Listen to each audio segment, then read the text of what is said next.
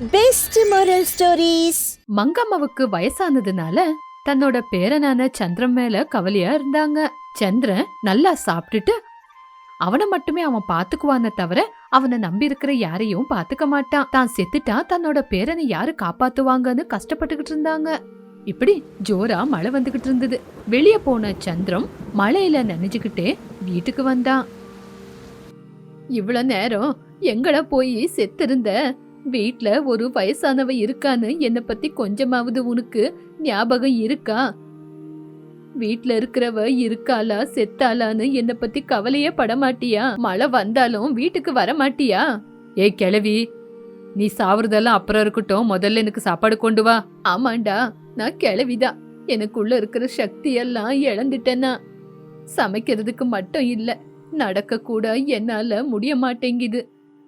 இருந்தாலும் வீட்ல சமைக்கிறதுக்கு எதுவுமே இல்ல. என்ன வீட்ல இருந்த பொருள் எல்லாம் என்னாச்சு? நீ என்னவோ சம்பாதிச்சு கொண்டு வந்து போடுற மாதிரி பேசிக்கிட்டு இருக்க. காலையில எந்திரிச்சு ஊர் ஊரா சுத்துறது மட்டும்தான் உன்னோட வேலை. நீ என்னவோ சம்பாதித்த பத்தி பேசுற. உன்னை வளர்க்கறதுக்கு ஒரு நாயை வளர்த்திருந்தா அதாவது அதோட விசுவாசத்தை காட்டிருக்கும் இல்லையா? ஒரு கழுதையாச்சி வளர்த்திருந்தா அந்த கழுதையாவது எனக்கு பால் கொடுத்து உதவி செஞ்சிருக்கும். எதுக்குமே வேலைக்கு வராத உன்னை வளர்த்தேனே என்னோட தப்புதான். எப்ப பார்த்தாலும் சாப்பாடு சாப்பாடுன்னு என்னோட உயிர் எடுக்கிற அப்படின்னு சொன்ன உடனே சந்திராவுக்கு கோபம் அதிகமாச்சு. எனக்கு யாரும் இல்லைன்னு தானே என்னை பார்த்து இப்படி பேசிக்கிட்டு இருக்க? கொஞ்ச நாள்லயே எனக்கு பொண்டாட்டி வருவா, அதுக்கப்புறம் பசங்க வருவாங்க. நீ வேணா பாத்துக்கிட்டே இரு. இந்த ஊருக்குள்ள நான் ராஜா மாதிரி இருப்பேன். எல்லாரும் என்ன தலை நிமிந்து பாக்கணும். வேணா பாத்துக்கிட்டு நான் எப்படி இருக்கேன்னு பாரு. ராஜா மாதிரி இருக்க போறேன். சந்திரா அப்படி பேசுறத பார்த்து ரங்கம்மா கொஞ்சம் கொஞ்சமா கண்ணு மூட ஆரம்பிச்சாங்க. இங்க பாருப்பா, நான் போய் சேர வேண்டிய நேரம் வந்துருச்சு. இதுக்கப்புறமாவது நீ வீட்லயே இல்லாம வேலைக்கு போய் சம்பாதிடா. உனக்குன்னு ஒரு குடும்பத்தை பாத்துக்கோ, கல்யாணம் பண்ணிக்கோ, குழந்தை குட்டின்னு சந்தோஷமா இரு. அப்பதான் என் மனசுக்கு சாந்தியாவும். இந்த வீட்ல இருக்காத, எங்கேயாவது வேலைக்கு போப்பா, வேலைக்கு போ. அப்பதான் என் மனசுக்கு சாந்தி கிடைக்கும். நீ நினைச்சதெல்லாம் நடக்கணும்னு நானும் ஆசைப்படுறேன்டா. உனக்கு நல்லதே நடக்கட்டும் அப்படின்னு மங்கம்மா கண்ணு மூடிட்டாங்க. பாட்டி இறந்ததுக்கு அப்புறம் கூட ரங்காவுக்கு கண்ணீர் வரல. உடனே உள்ள போய் பார்த்தான். பாட்டி எப்பவோ செஞ்சு வச்சிருந்த பலகாரம் அவன் கண்ணுக்கு பட்டது. வீட்டுக்குள்ள போய் வயிறு நிறைய அந்த பலகாரத்தை சாப்பிட்டான். இப்படி சாயங்காலம் ஆகுற நேரத்துல காரியத்தெல்லாம் முடிச்சு அதுக்கப்புறம் திரும்பி வீட்டுக்கு வந்தான். வழியில போய்கிட்டு இருக்கிற சந்திரத்துக்கு வழியில நிறைய பேரு கிடைச்சாங்க. அவங்கள எல்லாரையும் தாண்டி சந்திரம் முன்னாடி போய்கிட்டு இருந்தான். சந்திரம் ரொம்ப தூரம் நடந்து போய் கொஞ்ச நேரம் ஓய்வெடுக்கலான்னு ஒரு பக்கம் நின்னான். அப்பதான் அந்த வழியில போய்கிட்டு இருக்கிற கவிதாவை அவன் பார்த்தான். யாரையா நீ? உன்னை பார்த்தா இந்த ஊருக்கார மாதிரி தெரியல. இந்த ஊருக்கு புதுசா வந்திருக்கியா? நான் வெளியூருக்காரன். நான் நடந்து நடந்து சோர்வாயி கொஞ்ச நேரம் ஓய்வெடுக்கலான்னு இப்படி நின்ன. இந்த ஊர்ல சாப்பிட்றதுக்கு ஏதாவது கிடைக்குமா? இந்த ஊர்ல காசு இல்லனா எதுவுமே நடக்காது. உன் மூஞ்சிய பார்த்தா எனக்கே ரொம்ப கஷ்டமா இருக்கு. சரி வா, என் வீட்டுக்கு வா, உனக்கு சாப்பிட ஏதாவது குடுக்கறேன். உன்னை என் வீட்டுக்கு கூட்டிட்டு போய் உனக்கு சாப்பிட ஏதாவது குடுக்கறேன். நான் உன் கூட வந்தா உங்க ஊரு ஜனங்க எல்லாம் உன்னை பத்தி ஏதாவது தப்பா பேசினாங்கன்னா? அட, அத பத்தியெல்லாம் எதுக்கு யோசிக்கிற? பசின்னு சொன்னவங்களுக்கு சாப்பாடு கொடுக்கணும். உன்னை பார்த்தா ரொம்ப அப்பாவியா இருக்கு. உனக்குன்னு யாருமே இல்லைன்னு நினைக்கிறேன். என்ன நீ ரொம்ப நல்லா புரிஞ்சிருக்க. எனக்குன்னு யாருமே இல்ல. நான் ஒரு அனாதை. எனக்குன்னு சொந்தம் என் கிளவி இருந்துச்சு, அதுவும் இறந்து போயிடுச்சு. நான் இந்த ஊருக்கு நடந்தே வந்தேன். உன்னை பார்த்தா ரொம்ப நல்லவ மாதிரி தெரியுது. அந்த கடவுள் நல்லவங்களுக்கு தான் பிரச்சனையை கொடுப்பாருன்னு உனக்கு தெரியாதா? சரி, என் கூட வா, உனக்கு சாப்பாடு கொடுக்கறேன். இப்படி கவிதா அவ கூட ஒரு ஆம்பளைய கூட்டிட்டு வர்றது பார்த்து ஊருக்குள்ள இருக்கிற பெரிய மனுஷன், ஊரு ஜனங்க எல்லாருமே கவிதாவை தப்பா பார்த்தாங்க. அந்த ஊரு பெரிய மனுஷனான ரங்கையா கவிதாவை பார்த்து ரொம்பவே கோவம் வந்துச்சு. கவிதா, நீ செய்யற வேலை ஒண்ணுமும் சரியில்லை. ஊருக்குள்ள இருக்கிற ஜனங்களுக்கு சொல்லாம பேசாம யாரையோ கல்யாணம் பண்ணி கூட்டிட்டு வந்திருக்கியே, இந்த மாதிரி செய்யறது தப்பு தானே? இதனால உன்னை என்ன பண்ணுவோம் தெரியுமா? இந்த ஊரை விட்டே ஒதுக்கி வச்சிருவோம். ஐயா ஐயா, நீங்க என்ன தப்பா நினைச்சிருக்கீங்க. இவரு யாருன்னே எனக்கு தெரியாது. இவரு இந்த வழியில வந்துகிட்டு இருந்தாரு. பசிக்குது அப்படின்னு சொன்னாரு. சாப்பிட ஏதாவது குடுக்கறேன்னு கூட்டிட்டு வந்தேன். நீ சொல்ற கதையெல்லாம் கேக்குறதுக்கு நான் ஒன்னும் பைத்தியக்காரன் கிடையாது. உன் வயசுல இருக்கிற பொண்ணுங்க இந்த மாதிரி வயசுல இருக்கிற பையனை கூட்டிட்டு வந்தாங்கன்னா அவங்களுக்குள்ள ஏதோ நட்பு இருக்குன்னு தானே இந்த ஊரு ஜனங்கள்ல உன்னை பார்த்து குசுகுசுன்னு பேசுறாங்கன்னு பொய் சொல்ற. எங்களுக்கு தெரியாதா என்ன நடக்குதுன்னு? ஐயா, என்ன நம்புங்க ஐயா, இந்த பொண்ணு யாருன்னே எனக்கு தெரியாது. இப்பதான் இந்த பொண்ணையே நான் பாக்குறேன். போதும், வாய மூடுறா. உங்க 2 பேருக்கும் இப்பவே இங்கேயே கல்யாணம் நடக்கணும். எல்லாரும் சேர்ந்து உங்களுக்கு கல்யாணம் பண்ணி வைக்கிறோம். இப்படி ஊரு ஜனங்க எல்லாருமே கவிதா சந்திரத்தோட பேச்ச கேட்காம அவங்க 2 பேருக்கு ஏதோ தொடர்பு இருக்கா அப்படின்னு யோசிச்சு 2 பேருக்கும் கல்யாணம் பண்ணி வச்சுட்டாங்க. அவமானம் தாங்க முடியாம கவிதா ரொம்ப கண்ணீர் விட்டா. அன்னைக்கு நைட்டு சந்திரம் கவிதா கிட்ட, கவிதா என்ன மன்னிச்சுடு, என்னாலதான் உனக்கு இவ்வளோ பெரிய கஷ்டம் வந்துருச்சு. எனக்கு ஏதோ உதவி பண்ண வந்து நீ கஷ்டத்துல மாட்டிக்கிட்ட. இனிமே நான் உனக்கு கஷ்டம் கொடுக்க மாட்டேன். நான் இங்கிருந்து கிளம்பி போயிடுறேன் அப்படின்னு சந்திரம் அங்கிருந்து வெளியே போகலான்னு நினைக்கும் போது கவிதா சந்திரம பார்த்து இப்படி சொன்னா, தப்போ சரியோ, நீங்க எனக்கு தாலி கட்டிட்டீங்க. இனிமே கஷ்டமோ நஷ்டமோ நான் உங்க கூடயே வாழ்றேன். இப்பவே நம்ம 2 பேரும் இந்த ஊரை விட்டு போயிடலாங்க. உங்க கூடயே வரேன். உங்க கூடயே வெளியூர்ல போய் இருக்கலாம். என்ன கவிதா, போய் இந்த மாதிரி ஒரு முடிவு எடுத்திருக்க? நான் யாருன்னே தெரியாது. ஏதோ வீதியில வந்தவன் என் கூட வரேன்ற. எந்த ஒரு பொண்ணா இருந்தாலும் தாலி கட்டின புருஷன் கூட தான் இருக்கணும்னு யோசிப்பா. எனக்குன்னு இந்த ஊர்ல யாருமே இல்லைங்க. நான் உங்க கூடயே வந்துடுறேங்க. இப்போ நீங்க தான் என் உலகம். நீங்க இருக்கிற இடத்துல தான் நானும் இருக்கணும் அப்படின்னு அவங்க 2 பேரும் பேசி முடிவெடுத்து எல்லாரும் தூங்குற நேரத்துல சந்திரம் அவனோட பொண்டாட்டிய கூட்டிக்கிட்டு அங்கிருந்து அவனோட பிரயாணத்தை ஆரம்பிச்சா. இப்படி ஊரா சுத்தி சுத்தி வயலு காடுன்னு பார்க்காம அவங்க 2 பேரும் நடந்து நடந்து ஒவ்வொரு ஊரு தாண்டி போய்கிட்டு இருந்தாங்க. இப்படி காட்டுல மேட்டுலன்னு நடந்து அந்த ஊரை விட்டு தாண்டி போகும்போது ஒரு கிணத்துல இருந்து 2 குழந்தைங்க அழுகிற சத்தம் அவங்களுக்கு கேட்டுச்சு. அந்த சத்தம் கேட்ட உடனே புருஷன் பொண்டாட்டி வந்து பார்த்தாங்க. தண்ணியில ஒரு பொணம் தேங்கிக்கிட்டு இருந்தது. உடனே கவிதா அந்த குழந்தைங்க 2 பேரையும் மேல கூட்டிட்டு வந்துட்டா. என்னங்க, இவங்க அம்மா தற்கொலை பண்ணிக்கிட்டான்னு நினைக்கிறேன். இந்த குழந்தைங்கள சாகடிக்க பிடிக்காம குழந்தைங்கள இங்கே விட்டுட்டு செத்து போயிட்டா. அவங்களுக்கு எவ்வளோ கஷ்டம் வந்திருந்தா இப்படி பண்ணிருப்பாங்க. இந்த குழந்தைங்கள அவங்க சொந்த பந்தம் யாரானா இருந்தா கொண்டு போய் விட்டுறலாமா? சொந்த பந்தம்னு இருந்தா இவங்களுக்கு இந்த நிலைமை எங்க வரப்போகுது? அவங்க ரொம்ப கஷ்டத்தை அனுபவிச்சிருக்காங்க போல. அதனாலதான் இப்படி வந்து உயிரை விட்டுருக்காங்க. சரி கவிதா, இப்போ இந்த பசங்களை என்ன பண்ணலான்னு சொல்ற? இன்னும் என்னங்க பண்றது? இனிமே இவங்க 2 பேரும் நம்ம பசங்க. இவங்கள நம்ம தான் வளர்க்கணும். நம்ம தான் இவங்களுக்கு அப்பா அம்மா. கவிதா அப்படி சொன்ன உடனே அந்த வார்த்தையை கேட்டு சந்திரன் ரொம்பவே சந்தோஷப்பட்டான். இப்படி புருஷன் பொண்டாட்டி 2 பேரும் அந்த குழந்தைங்களை கூட்டிக்கிட்டு முன்னாடி நடந்து நடந்து ஒவ்வொரு ஊரா தாண்டி போனாங்க. நடந்து நடந்து ஒரு காட்டுக்கு வந்து சேர்ந்தாங்க. ஏங்க, பசங்களுக்கு ரொம்ப பசி எடுக்குது போல. இங்க சாப்பிட ஏதாவது கிடைக்கிறான்னு பாருங்க. கவிதா, இத பார்த்தா பெரிய காடுன்னு தோணுது. கவிதா, உனக்கு மாம்பழம் வாசனை வருதா? ஆமாங்க, இங்க எங்கேயோ மாங்காய் மரம் இருக்குதுன்னு நினைக்கிறேன். சரி வாங்க உள்ள போய் பார்க்கலாம் அப்படின்னு புருஷன் பொண்டாட்டி 2 பேரும் உள்ள வந்து பார்த்தப்போ அங்க மாங்காய் மரம் இருந்தது. உடனே அங்க போய் அந்த மாங்காய் பழத்தை பிரிச்சு பசங்களுக்கு கொடுத்தான். கவிதாவும் பசங்களுக்கு கொடுத்து அவளும் சாப்பிட்டா. அந்த நேரம் பார்த்து ஒரு புதருக்குள்ள இருந்து பயங்கரமான ஒரு குரல் கேட்டது. ஏங்க, இது புலியோட சத்தம். இந்த வழியா புலி போனதுக்கு அடையாளம் இருக்கு பாருங்க. ஐயோ, நம்ம வரக்கூடாத இடத்துக்கு வந்துட்டோம் போல. இப்போ என்னங்க பண்றது? கவிதா, நீ கவலைப்படாத. என்னோட உயிர் போனா கூட கண்டிப்பா உங்க எல்லாரையும் நான் காப்பாத்துறேன். வாங்க, வந்து என் பின்னாடி நில்லுங்க. ஐயோ, எனக்கு ரொம்ப பயமா இருக்குங்க. இன்னைக்கு நம்ம அந்த புலிக்கு சாப்பாடு ஆயிடுவோம். ஐயோ பைத்தியக்காரி, மனுஷனா பிறந்ததுக்கு அப்புறம் எப்ப இருந்தாலும் சாக வேண்டியதுதான். இப்படி புருஷன் பொண்டாட்டி பேசிக்கிட்டு இருக்கும் போதே ஒரு புலி சந்திரன் மேல வந்து பாஞ்சது. புலிக்கும் சந்திரத்துக்கும் ரொம்ப சண்டை நடந்தது. புலி தலை ஒரு கல்லு மேல பட்டு புலி அங்கேயே இறந்து போச்சு. சந்திரம் புலிய சாகடிச்ச விஷயம் அந்த ஊர் பெரிய மனுஷனுக்கும் அந்த ஊர் ஜனங்களுக்கும் தெரிஞ்சது. அந்த ஊர் பெரிய மனுஷன் சந்திரனை அவங்கிட்ட வர வச்சுக்கிட்டான்.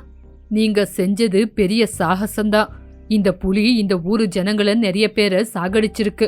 அந்த புலிய சாகடிச்சவங்களுக்கு ஒரு ஊரே எழுதி தரேன்னு நான் சொல்லியிருந்தேன். இது வரைக்கும் அந்த புலி கூட போராடி நிறைய ஜனங்க வீரருங்க செத்து போயிருக்காங்க. அப்படி இருக்கும்போது நீ அந்த புலிய சாகடிச்சிருக்க. ஷபாஷ்! உன்னோட சாகசத்துக்கு மெச்சி உனக்கு ஒரு ஊரையே கொடுக்க போற. இனிமே இந்த ஊரை நீதான் ஆளணும். மகாராஜா, நீங்க சொல்லும்போது என்னால நம்ப முடியல. உண்மையிலேயே எனக்கு ஒரு ராஜ்யத்தை கொடுக்கறீங்களா? நான் அந்த ராஜ்யத்தை ஆளணுமா? ஆமா, நீ சாதாரணமான மனுஷன் இல்ல. நீ இப்போ ஒரு ராஜ்யத்துக்கே ராஜா. அந்த ராஜ்யத்தோட ஜனங்க எந்த கஷ்டம் வராத மாதிரி நீ தான் பாத்துக்கணும்.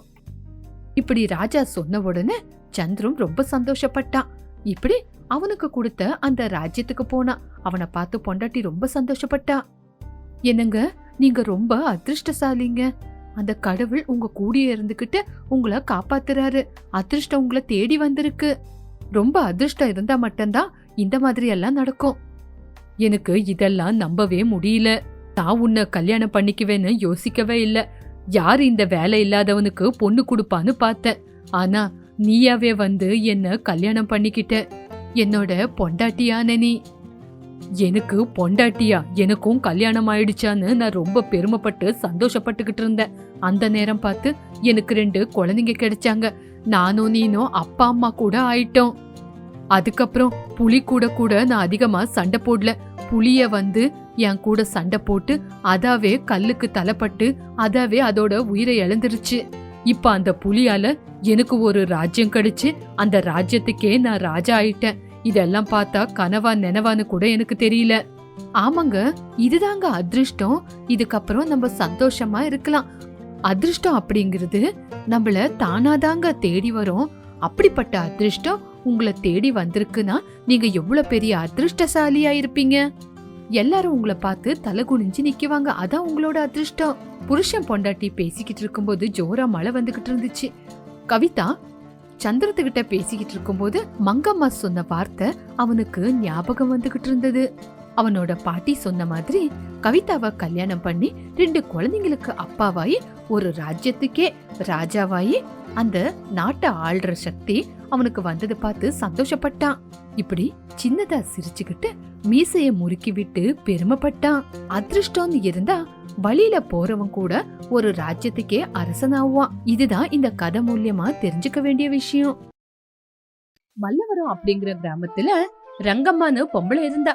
18 வயசுல கல்யாணம், 21 வயசுல 2 குழந்தைங்க. அவ புருஷனான ராமு அத்தையான மங்கம்மா கூட வாழ்ந்துகிட்டு இருந்தா. இப்படி அவங்க வாழ்க்கை நடந்துகிட்டு இருந்துச்சு.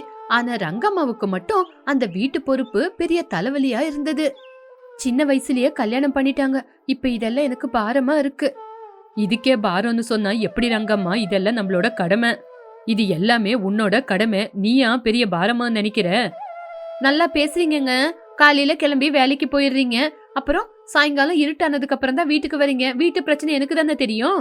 வீட்டுல இருந்துகிட்டு பசங்களை பாக்குறதுக்கு உனக்கு என்ன கஷ்டம்? காலையில இருந்து பசங்களை பாத்துக்கிட்டு அவங்களுக்கு என்ன வேணுமோ அதெல்லாம் செஞ்சு கொடுத்துக்கிட்டு வீட்டு வேலை செஞ்சு கஷ்டப்படுறது நான் தானே. வீட்டுல உனக்கு துணையா அம்மா கூட இருக்காங்க. எதுக்கு நீ இவ்ளோ கோவப்பட்டு பேசுற? என் பிரச்சனை உங்களுக்கு கோவமா தான் தெரியும், கஷ்டமா தெரியுமா? ஐயோ, டெய்லி என்னடி உன் கூட பிரச்சனை? உங்ககிட்ட மாட்டிக்கிட்டு தலைவலியா இருக்கு. நீங்க எவ்வளவுதான் சொன்னாலும் இந்த வீட்டை பொறுப்பு பாத்துக்கிறது என்னோட வேலை தானே. போதண்டி, உங்ககிட்ட எப்பவுமே தலைவலிதான். சரி, நான் வேலைக்கு கிளம்புறேன், பசங்களை பாத்துக்கோ. சரிங்க அப்படின்னு ராமு வேலைக்கு கிளம்பிட்டான். ரங்கம்மா நிதானமா வீட்டு வேலைய செஞ்சுக்கிட்டு இருந்தா. அப்போ மாமியாரான மங்கம்மாவை கூப்பிட்டா. மருமகளே, வாமா இங்க. என்னம்மா பிரச்சனை? ஒண்ணு இல்லங்கத்த, எப்பவும் போலதான். காலையிலேயே பையன் கூட சண்டையா? அத்தை, அதெல்லாம் ஒண்ணு இல்லத்த. நான் எல்லாமே கேட்டுக்கிட்டேன். வீட்டு வேலைய நம்ம செய்யாம யாருமா செய்யுது? உங்களுக்கு என்னத்த, சும்மா சாப்பிட்டுக்கிட்டு உக்காந்துக்கிட்டு இருக்கீங்க. உங்களுக்கு என் கஷ்டம் தெரியுமா? ஏமா, நான் உனக்கு உதவி செய்யலையா? செய்றீங்க. சமையல் மட்டும் செஞ்சுட்டா போதுமா? மத்த வேலை யார் பாக்குறது? நான் இல்லனா எல்லா வேலையும் நீ ஒண்டியாதாம செய்ய வேண்டியதா வரும். ஆமா, இந்த பேச்சுக்கு குறைச்சல் ஒண்ணு இல்ல. இங்க பாருமா, பசங்கள பாத்துக்கிறது தலைவலின்னு நினைக்காத. அதெல்லாம் ஒரு பாக்கியம். போதும் போதும், நீங்களும் உங்க புள்ள மாதிரி தான் பேசுவீங்க, எனக்கு வேலை இருக்கு அப்படின்னு கிளம்பி வேலை பார்க்க போயிட்டா. வீட்டு வேலை அதிகமா இருக்கிறதுனால ரங்கம்மாவுக்கு அதிகமா கோவம் வந்துகிட்டு இருந்துச்சு. இப்படி ஒரு நாள் ரங்கம்மா பக்கத்து வீட்டுக்காரங்க கிட்ட, வீட்டு வேலை அதிகமா இருக்கிறதுனால எனக்கு கஷ்டமா இருக்கு சித்தி. அப்படி சொன்னா எப்படிமா, வேலையை செஞ்சுதானே ஆகணும். என் வயசுக்கும் நான் செய்யற வேலைக்கும் சம்பந்தமே இல்ல. என் வயசுல எல்லா பசங்களும் படிச்சுக்கிட்டு இருக்காங்க. என்னம்மா பண்றது, யாரு தலையில என்ன எழுதியிருக்காங்களோ அதுதானே நடக்கும். ஆமா, என் தலையில இதுதான் எழுதியிருக்காங்க. காலையில எந்திரிச்சதுல இருந்து தூங்குற வரைக்கும் இந்த பசங்க கூட ஒரே தலைவலி. வீட்டுக்கு ஒத்துக்கிட்டு தானே கல்யாணம் பண்ண, அப்படிதான் இருக்கும். நீங்க என்ன வேணா சொல்லுங்க சித்தி, என்னால முடியல. என்னவோ எல்லா வேலையும் நீயே ஒண்டியா செய்யற மாதிரி பேசுற. உனக்கு முன்னாடி உங்க அம்மா செஞ்சாங்க, உங்க அத்தை செஞ்சாங்க, இப்ப நான் செஞ்சுக்கிட்டு இருக்கேன். அதுக்கப்புறம் உன் பொண்ணு செய்ய போறா. இது என்ன புதுசா இருக்கிறதா? ஆனா சித்தி, இது எல்லாமே எனக்கு பாரமா இருக்கு. இங்க பாருமா, இந்த மாதிரி வேலையெல்லாம் உன்னோட கடமை. இது பாரமா நினைக்காத. இந்த வேலையால எனக்கு ஏதாவது பேரு வருதா? அது கூட இல்ல. எல்லா வேலையும் நானே செய்யறதா இருக்கு. இதனால எனக்கு எந்த பிரயோஜனமும் இல்ல. இங்க பாருமா, இந்த குடும்பத்துக்கு நீதான் குலவிளக்கு. அது மட்டுமா, உங்க அத்தை தான் உனக்கு உதவி செய்யறாங்களே. ஆமா, செய்யறாங்க. சமையல் செய்யறதெல்லாம் ஒரு பெரிய வேலையா? ஏமா அப்படியெல்லாம் பேசுற? ஒரு நல்ல குடும்பத்துல வாக்கப்பட்டு வந்திருக்க, இப்படியெல்லாம் பேசலாமா? என்ன மாதிரி வேலை செஞ்சாதானே உங்களுக்கும் கஷ்டம் தெரியும். நீங்க எல்லாம் இப்படிதான் பேசுவீங்க. சரிடி அம்மா, பேசுனது போதும். உள்ள குழந்தை அழுவுற சத்தம் கேக்குது, போய் குழந்தைய பாரு அப்படின்னு சொல்லி பங்கஜ அங்கிருந்து கிளம்பி போயிட்டா. நாட்கள் போய்கிட்டு இருந்துச்சு. இருந்தாலும் மங்கம்மா கிட்ட எந்த ஒரு மாற்றமும் இருக்கல. கொஞ்ச நாள்ல அவளுக்கு போதும்னு ஆயி, இங்க பாருங்க, நான் பசங்களை கூட்டிக்கிட்டு எங்க அம்மா வீட்டுக்கு போறேன். அப்படியா? போயிட்டு எப்ப வருவ? வரமாட்டேன். என்ன பேசுறன்னு உனக்கு புரியுதா? அங்க போய் இருக்கிறது என்ன?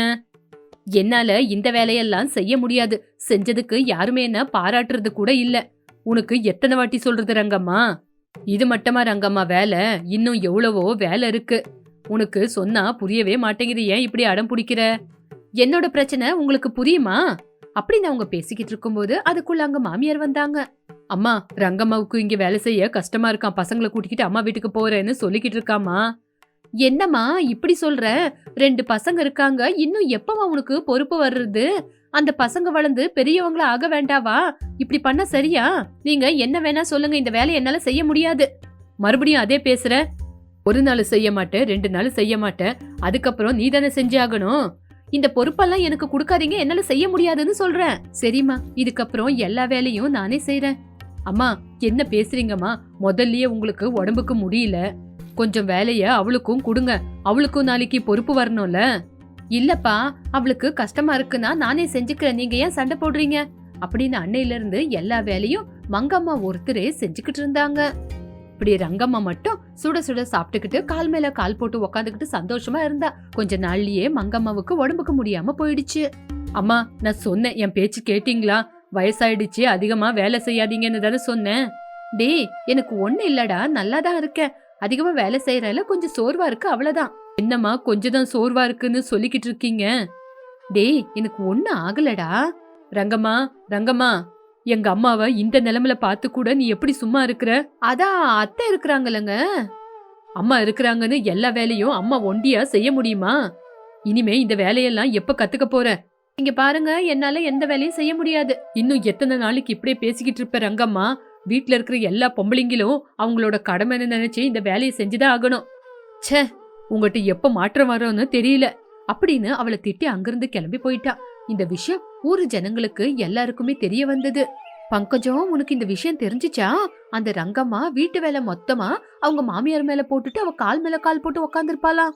ஆமாங்கண்ணி, நான் கூட இந்த விஷயத்த பத்தி அந்த பொண்ணுகிட்ட எவ்வளவு தடவை சொல்லிருக்கேன். அவ என் பேச்சு கேட்டாளா? என்னங்கண்ணி, அவ்வளவு நல்ல மாமியார் கிடைச்சப்போ அவ எப்படி இருக்கணும் அவங்க கூட? என்னவோமா, அவளுக்கு எவ்வளவுதான் புத்தி சொன்னாலும் அவ மண்டைக்கு உரைக்கிறதே இல்ல. அவங்களே அவங்க கையால அவங்க வாழ்க்கையில மண்ணள்ளி போட்டுக்கிறாங்க.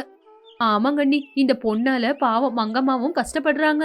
இந்த விஷயத்த பத்தி ஊரு ஜனங்கள்லாம் பேசிக்கிட்டு இருக்கிறது ரங்கம்மா காதுக்கு விழுந்தது. அவளும் யோசிக்க ஆரம்பிச்சா. மங்கம்மா மட்டும் படுத்த படுக்கையாவே படுத்திருந்தாங்க. சரி, வேலையெல்லாம் செய்யணும்னு அவங்க எந்திரிக்க பார்த்தாங்க. அப்போ, அத்தை, எங்க எந்திரிச்சுக்கிட்டு இருக்கீங்க? மறுபடியும் உங்க பையன்கிட்ட நான் திட்டு வாங்கணுமா? நான் ஏன் மருமகளை அப்படியெல்லாம் செய்ய போறேன்? இது வரைக்கும் அதானே செஞ்சீங்க. ஊரு ஜனங்க எல்லாம் என்ன திட்டிக்கிட்டு இருக்காங்க. மருமகளே, நான் உங்ககிட்ட எவ்வளவு தடவை சொல்லியிருக்கேன், வீட்டு மருமக அப்படின்னா வீட்டோட மகாலட்சுமின்னு. இந்த வேலையெல்லாம் நீ யாருக்காக செஞ்சுக்கிட்டு இருக்க? உன்னோட புருஷனுக்காக, உன்னோட பசங்களுக்காக, அவங்களுக்காக தானே செய்யற. இதெல்லாம் ஒரு பாரம்னு நீ எப்படிமா யோசிக்கிற? இதெல்லாம் உன்னோட கடமை. நான் இன்னைக்கு இருப்பேன், நாளைக்கு போய் சேர்ந்துருவேன். நீ பசங்கள பத்தி கொஞ்சமாவது யோசிக்கணும்ல. நீயே உன்னோட பசங்கள பாத்துக்கலன்னா வேற யாருமா பாத்துக்குவாங்க? இப்படி ரங்கம்மா அத்தையோட பேச்ச கேட்டு யோசிக்க ஆரம்பிச்சா. இப்படி அவளுக்குள்ள கொஞ்சம் மாற்றம் வந்து சின்ன சின்ன வேலையை செய்ய ஆரம்பிச்சா. மருமகளே, யுகாதி வரப்போதில்ல, வீட்டு வேலை எல்லாம் அப்படி அப்படியே இருக்கு, எல்லாம் எடுத்து போட்டு கழுவணும். அத்தை, பரவாயில்லங்க அத்தை, நீங்க போய் ரெஸ்ட் எடுங்க, நான் இருக்கேன்ல, எல்லா வேலைய நானே பாத்துக்கிறேன். இருக்கட்டுமா, நீ ஒத்தையில எவ்வளவு வேலைன்னு செய்வ, என்னையும் கொஞ்சம் வேலை செய்ய விடு. இங்க பாருங்க அத்தை, இத்தனை நாளா எல்லா வேலையும் நீங்க ஒண்டியாதான் செஞ்சுக்கிட்டு இருக்கீங்க. இன்னையில இருந்து இது என்னோட பொறுப்பு, இனிமே நானே பாத்துக்கிறேன். என்னடி நீதான் பேசுறதா? நல்லா இருக்கா உடம்புக்கு? நல்லா இருக்குங்க, நான் தான் பேசுறேன். இவ்வளவு நாளா எல்லா வேலையும் நான் செய்ய மாட்டேன்னு சொன்னேன்.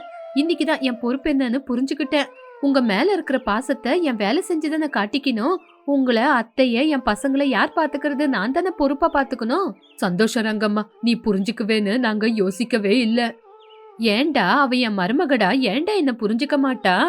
சரிங்கம்மா, இதுக்கப்புறம் நல்லா இருந்தா சரி. உங்களுக்காக எவ்வளவு பிரச்சனை வந்தாலும் நான் கஷ்டப்படாம செய்வேன். ரொம்ப சந்தோஷம் ரங்கம்மா. ரொம்ப சந்தோஷமா. அன்னையில இருந்து ரங்கம்மா வீட்டு வேலை எல்லா வேலையும் அவளோட கடமை நினைச்சுக்கிட்டு, எல்லாருக்காக அவதான் செஞ்சாகணும், அவளோட பொறுப்புன்னு நினைச்சு வேலை செய்ய ஆரம்பிச்சா. பொறுப்புங்க எவ்வளவுதான் இருந்தாலும், எவ்வளவுதான் வேலை இருந்தாலும், அந்த வேலையை நம்ம இஷ்டப்பட்டு செஞ்சா அதோட கஷ்டம் தெரியாது. இதுதான் இன்னையோட கதை. மறுபடியும் ஒரு நல்ல கதையோட மீண்டும் சந்திக்கலாம்.